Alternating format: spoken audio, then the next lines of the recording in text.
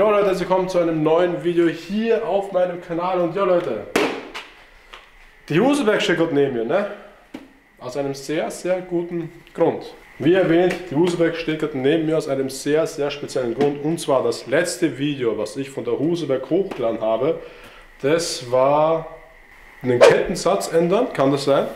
Kettensatz ändern mit Einwintern und so. Weil die Saison war ja damals vorbei im Oktober, ich habe es im Oktober eingewintert, glaube ich, Anfang Oktober. Und habe die Batterie rausgetan, den Tank vollgefüllt und halt die Husaberg eingewintert.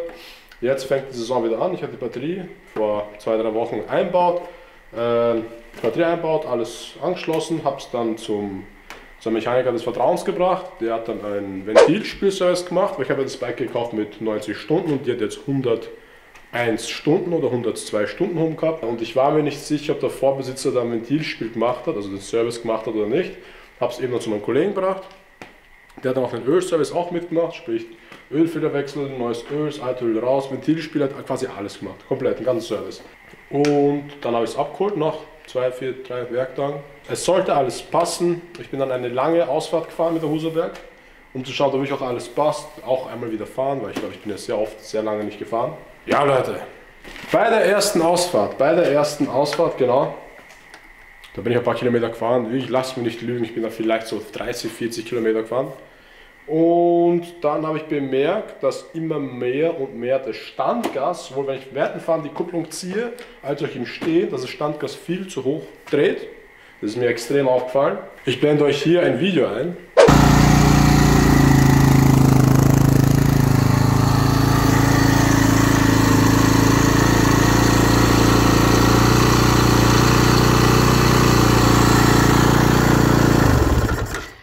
Und das hat mir schon ein bisschen Sorgen bereitet, weil das, wie gesagt, ich bin kein Husaberg-Experte, ich habe auch leider keinen Kollegen oder irgendeinen Freund, der sich mit Husaberg auskennt, Leute. Falls sich einer von euch sich mit dem Husaberg, mit meiner Husaberg, beziehungsweise mit dem Motorbau von der Husaberg sich auskennt. Und falls dieser Standgas, weil ich sage, es kam nach dem Service, war auf einmal das Standgas irgendwie da, ich habe keine Ahnung. Falls es irgendeine Bedeutung haben soll, bezüglich auch bezogen auf irgendwas mit Motor, passt da irgendwas nicht etc., dann bitte Leute, schreibt mir das unten in die Kommentare rein. Ich habe gar keine Ahnung, ich habe gar keinen Kollegen, ich kenne mich gar nicht aus mit Husaberg, also ich kenne mich schon aus, aber mit solchen, keine Ahnung, Signalen, falls es überhaupt eins ist, kenne ich mich nicht aus. Die Leute, die ich kenne und auch ich selber, es kann halt passieren, aber halt komisch, dass es auf einmal so kam und vor allem so hoch, das war echt arg. Da, falls sich einer von euch sich richtig gut auskennt und den Grund weiß, warum, bitte Leute, schreibt mir das unten in die Kommentare rein, weil ich selber habe Folgendes gemacht. Ich habe sie hergebracht zur Werkstatt, habe die Husaberg komplett auseinandergenommen, hier ein paar Bilder dazu, und habe dann den Standgas selbst eingestellt. Zeige ich mal, wo der ist. So, jetzt nehme ich auch kurz mal das Licht. Genau der. Also ich werde da einen Pfeil hinzufügen, das ist der Standgas, beziehungsweise das ist der Joker. Also das hier da unten, das ist das schwarze runde Teil, das ist quasi der Joker, das Standgas. Also ich habe es 30 Mal nach rechts gedreht, bis für mich der Standgas relativ in Ordnung war, weil sonst war er viel zu hoch. Und man kann den auch im Winter eben, wie so Joker, man kann den einfach dann rausziehen, dann ist es halt wie ein Joker und dann geht das Bike viel besser an. Das habe ich ja 30 Mal und 30 Mal ist schon viel. Also ich habe 30 Mal umstellen müssen, bis mir das Standgas passt. Ich glaube, wir können es mal gerne anhören, wenn ihr wollt. Okay. Ihr habt das Video vorher gesehen und auch gehört, wie es damals angeklungen hat. Und ich finde, jetzt hört es sich eigentlich besser an.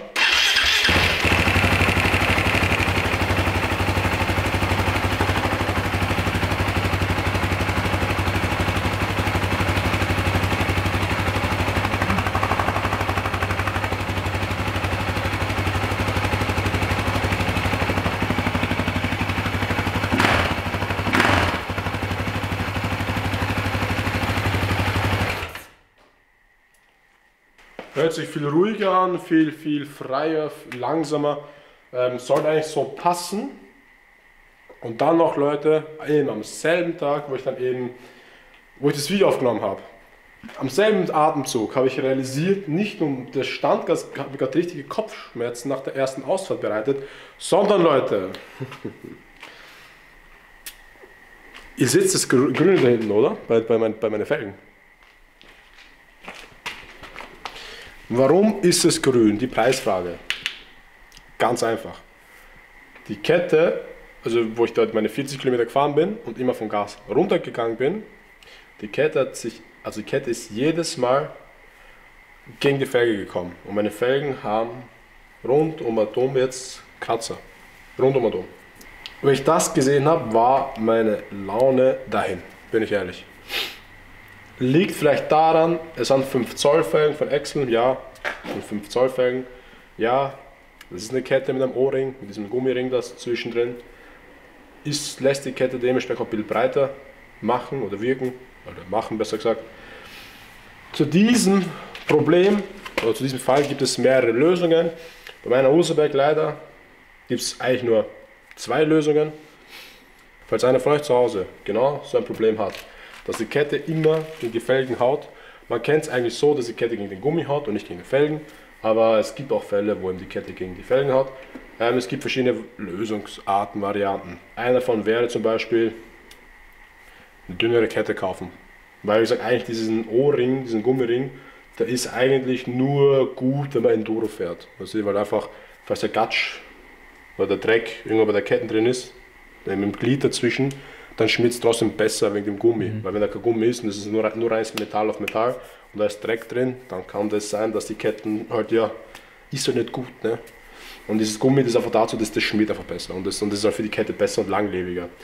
Nachteil, die Ketten ist dicker. Genau, dort zum Beispiel eine dünnere Kette kaufen. Das ist zum Beispiel eine Variante, da gibt es eine zweite Variante, auch eine billige, das sind die billigsten Varianten von allen. Also ich beginne mit den billigsten Varianten. Die zweite Variante, einfach hier, also diesen Kettenschutz, was es da unten gibt, auch für da oben. Es gibt eine voll fette, hässliche Kettenschutz da oben. Das gibt es zum Beispiel. Ist hässlich, gebe ich zu. Es gibt auch aber einen Kettenschutz, so einen ganz kleinen, was der Swifty auf seine 450er hat. Es gibt da so einen Kettenschutz, der hier, so einen kleinen. Der wird auch reichen, weil dann hat er kein Spiel mehr. Dann schlägt er nicht gegen die Felgen oder auch nicht gegen das Gummi. Ist auch eine Variante. Kostet glaube ich nur 30 Euro oder 20 Euro das Teil. Also geht bei mir leider nicht, weil bei mir einfach die Schwinge eine andere ist und einfach ich kann es nirgendwo seitlich befestigen, das Teil. Also nein, geht nicht bei mir, leider. Die nächste billige Variante, was es geben würde, ist ein Beilangscheiben kaufen und das dann beim Ritzal. Einfach hier, da wo die Schrauben sehen. Quasi dann legt man die Beilangscheiben und dann das Ritzal drauf. Das ist zum Beispiel auch eine günstige Variante, damit man die Kette ein bisschen weiter weg von den Felgen, vom Gummi bringt. Geht bei mir leider auch nicht, weil, ich mache nochmal die Kamera, weil man hier, wo meine Finger erkennen kann, hoffentlich kann man es eigentlich gut erkennen, und das ist ja genau hier ist die Schwinge und da ist halt eine Erhebung wegen dem Spiel, wegen der Niete, wegen dem Spiel und da ist auch das Ritzal und da habe ich genau gar keinen Platz mehr, gerade mal einen Millimeter habe ich da Platz. Deswegen geht diese Variante in meinem Fall auch nicht, leider. Ich meine, ich könnte theoretisch das irgendwie noch abschleifen, aber bei der Schwinge schleifen, bohren, nicht so gut, Leute. Nicht so schlau. Jetzt kommen wir zu den teuren Varianten, okay? Und die drittteuerste, und auf die werde ich zurückgreifen müssen, ist, dass ich das Bike zum Mechaniker bringe, der sich das mal anschaut, messen tut. Weil wie gesagt, vielleicht wenn ich Glück habe, wie gesagt, ich werde die Kette auch wechseln und vielleicht wenn ich Glück habe, reicht es nur, wenn ich die Ketten wechsle. Das wäre quasi das Beste, weil das würde ich auch mir, glaube ich, so, ich meine, ich kann es nochmal abmessen gehen, aber ich glaube, warte kurz, 1,5, stimmt das wirklich?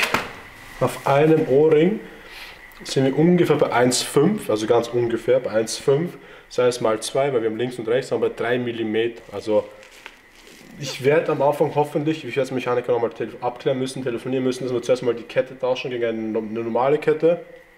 Dass wir dann mal ohne Kette probieren, falls das immer noch zu wenig ist. Deswegen Leute, Variante Nummer drittteuerste, eben rüberbringen, das ganze Bike, Felgen abbauen, entspeichen, dann die Zentrierung versetzen. Das ist quasi, dass die äußere Felge ein bisschen um 2-3 mm nach rechts ist.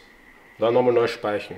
Das heißt, alles in der Mitte bleibt gleich, nur die Felge selbst ist halt, ein bisschen nach rechts. Das Ganze ist nach rechts um 2-3 mm. Die würde so um die, mit neuer Kette und wenn ich falls es versetzen muss, würde es mir so um die, wie man sagen, 300 oder 400 Euro kosten mit neuer Kette. Ist die drittteuerste Variante quasi, was mir jetzt persönlich übrig bleibt. Ein Nachteil hätte das Ganze und zwar, Die Flucht zwischen dem vorderen Reifen und dem hinteren Reifen ist nicht mehr ident. Gäbe vielleicht, also es hätte vielleicht einen Nachteil, vielleicht kann dadurch von der Schwinge die Lager vielleicht ein bisschen was davon abkriegen, also wahrscheinlich ganz minimal. Wie gesagt, ich kenne leider auch keinen, der das gemacht hat, sonst hätte ich mir gerne eine Meinung von demjenigen geholt, der es gemacht hat und Erfahrung damit gesammelt hat, aber ich denke mal von der Logik her, vielleicht Lager von der Schwinge, dass das vielleicht irgendwas haben kann, also ganz minimal, aber sonst so fällt mir auch nichts ein, wie gesagt, falls ich es machen muss. Und das wäre quasi die dritte teuerste Variante. Die zweite teuerste Variante wäre die, dass ich mir einfach eine neue Felge kaufe, einen neuen Satz.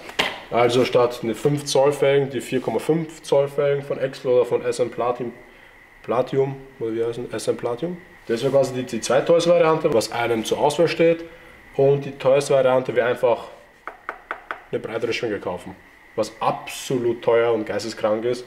Und naja, wie gesagt, ich glaube, da ist das mit dem Endspeichen, die Zentrierung versetzen am günstigsten und am besten. Ich würde mit 3 mm sparen, wenn ich mir die normale Kette kaufen würde.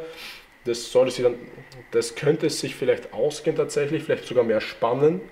Ja, das sind die Stand der Dinge. Wie gesagt, hinten muss ich mir spielen. Das mit dem Standgas habe ich einigermaßen lösen können. Wie gesagt, falls das irgendeine Bedeutung haben sollte bei dem Motor, bitte unten in die Kommentare reinschreiben.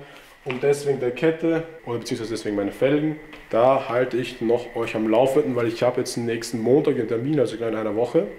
Da stellen wir das Bike rüber.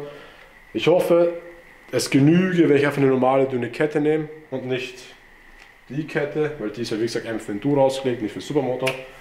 Da würde ich mir sehr viel Geld und sehr viel Kopfschmerzen sparen. Wenn ich Pech habe, muss ich die Felgen versetzen lassen, also die Zentrierung. Ist halt schon Kopfschmerzen, das Ganze. Also wie gesagt, das war meine erste Ausfahrt nach dem Service, nach der Winterpause. Schon Kopfschmerzen. Wie gesagt, die Kratzer von den Felgen, weil es wird sich bestimmt der eine oder andere von euch sich denken, yo, Mr. Reese, was machst du mit den Felgen?